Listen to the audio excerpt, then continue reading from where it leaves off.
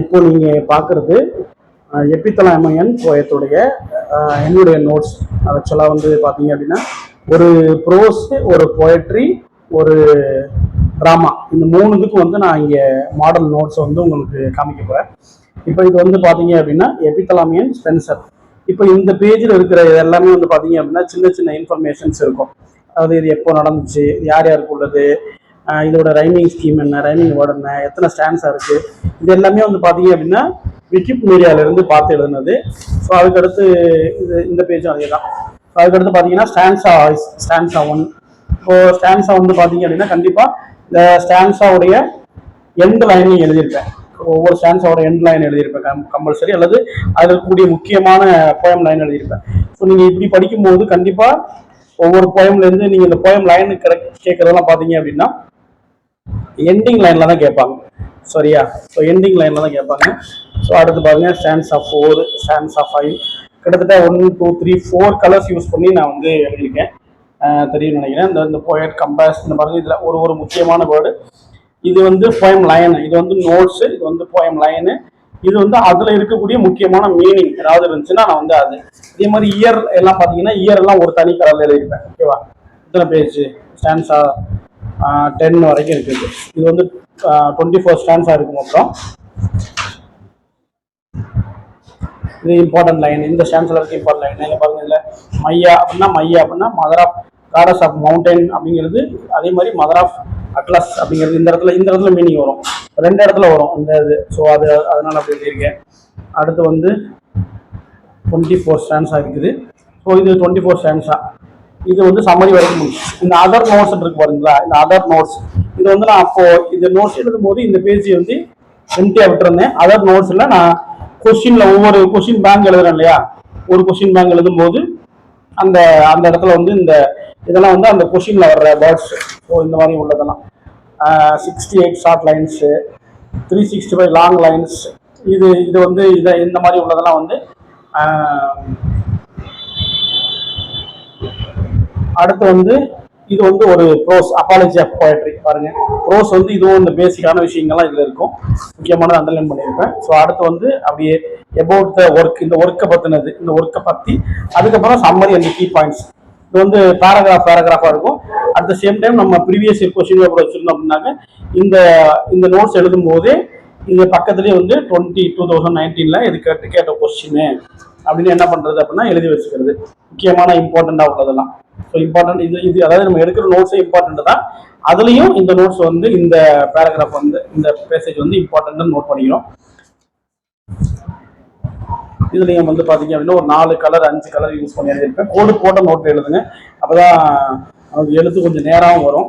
தேவைப்பட்டால் வந்து என்ன பண்ணிக்கலாம் அப்படின்னா நம்ம அதில் தமிழில் கூட எழுதிக்கலாம். இப்போ இங்கே பாருங்க, நான் வந்து என்ன பண்ணேன், அதாவது யாருன்னா பிளாட்டோ வந்து சொல்றாரு, என்ன சொல்றாரு, டிராஜிக் காமெடி வந்து ஒரு மாங்கரல் அப்படின்னு சொல்றாரு. மாங்கரல் அப்படின்னா ஒரு கலப்பு ஜாதி நாய். இப்போ நமக்கு இந்த மாங்கரல் அப்படிங்கிறதுக்கு மீனிங் இங்கே தெரியாது. இன்கேஸ் வந்து எக்ஸாமில் வந்து வேற ஒரு வேர்டை கொடுத்து கேட்டாங்கன்னா கூட நமக்கு வந்து அதுக்கான மீனிங் தெரிஞ்சிருக்கணும். ஸோ தேவைப்பட்டால் நம்ம எழுதிக்கலாம். கிட்டத்தட்ட ஒரு 10-15 பக்கத்துக்கு எழுதியிருப்பேன். ஒரு நோட்ஸுமே வந்து பார்த்தீங்க அப்படின்னா 15 to 20 பேஜஸ் இருக்கும். அடுத்து வந்து புக் ஆஃப் த ஜாப். இந்த புக் ஆஃப் த ஜாப் பார்த்தீங்கன்னா இதுவும் அதே மாதிரி தான், இன்ட்ரோடக்ஷன் ஜாப். இது வந்து பேசிக் இன்ஃபர்மேஷனு, அதாவது எத்தனை சாப்டரு, எந்தெந்த சாப்டர் யாராவது சொல்கிறா அப்படிங்கிறது. இது ஒருத்தங்க அந்த சாப்டர் வைஸ் இது அதில் இருக்கக்கூடிய முக்கியமான லைன்ஸு.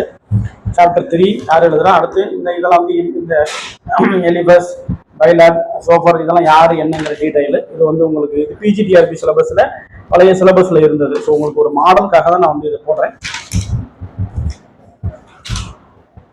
இப்போ இந்த மாதிரி அண்டர்லைன் பண்ணியிருக்கிறது பார்த்தீங்க அப்படின்னா நான் படிச்சுட்டு ரிவிஷன் பண்ணும்போது எனக்கு இது ரொம்ப இம்பார்ட்டண்ட்டாக தெரிஞ்சது. ஏன்னா நான் இன்னொரு கொஸ்டின் பேங்க்ல பார்க்கும்போது இந்த லைன் கொடுத்துருந்தாங்க.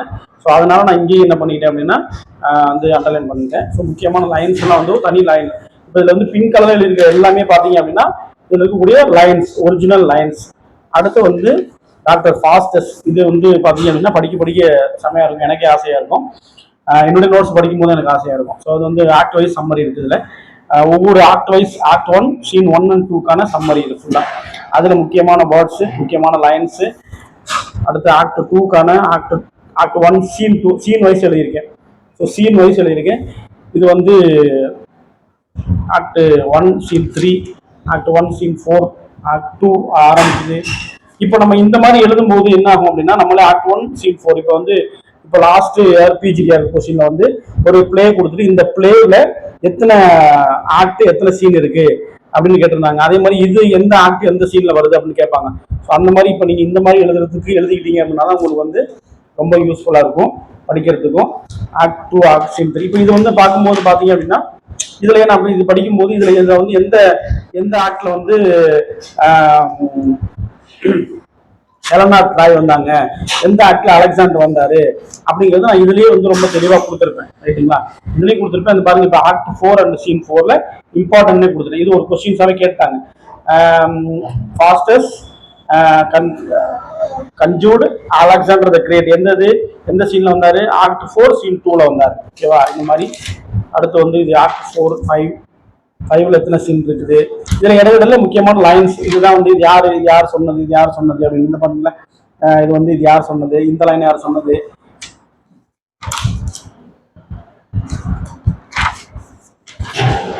அடுத்து வந்து இது அதர் நோட்ஸ், சின்ன நோட்ஸ் வந்து பாத்தீங்க. இதோட முடிஞ்சிருச்சு நோட்ஸ், இதோட நான் முடிச்சிட்டேன். பட் அதுக்கப்புறம் வந்து இந்த பாருங்க, இந்த ஓல்டு மேன் அப்படிங்கிறது ஃபெய்த்தை குறிக்குது.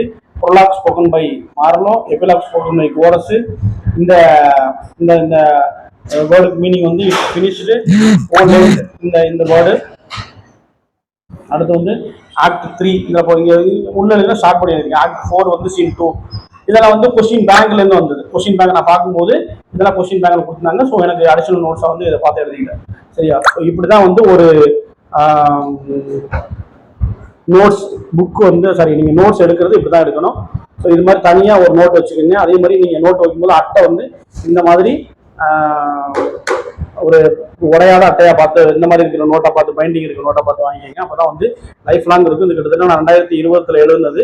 ஸோ ஒரு 6 வருஷம் கழிச்சு நான் இந்த நோட் இன்னமும் அப்படியே வச்சிருக்கேன்.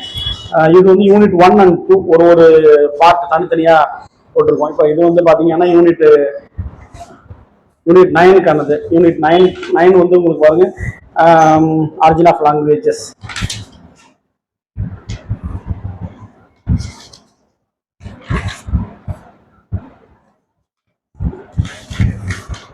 இந்த மாதிரி வந்து ஒரு பேஜ் முடிச்சதுக்கு அப்புறம் ஒரு எம்டி பேஜோ அல்லது ஒரு ஃபுல் பேஜோ வந்து என்ன பண்ணணும் அப்படின்னா விட்டுறணும். பாருங்க, நான் முடிச்சுட்டு ஒரு ஃபுல் பேஜ் விட்டுருக்கேன்.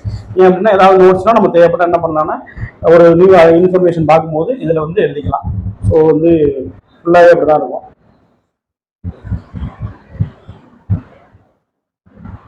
இது இவ்வளவும் எழுதுறதுக்கு கண்டிப்பா வந்து உங்களுக்கு ரொம்ப ரொம்ப பொறுமை முக்கியம். அந்த அளவுக்கு நீங்க ஒரு ஈடுபாட்டோட எழுதினா மட்டும்தான் இந்த மாதிரி வந்து நீங்க என்ன பண்ண முடியும் அப்படின்னா எழுத முடியும். ஓகே, இதுவே தனியாக வந்துருச்சு. ஸோ அதனால நான் இதே ஒரு தனியாக வீடியோவா அப்லோட் பண்ணிடுறேன். தேங்க்யூ.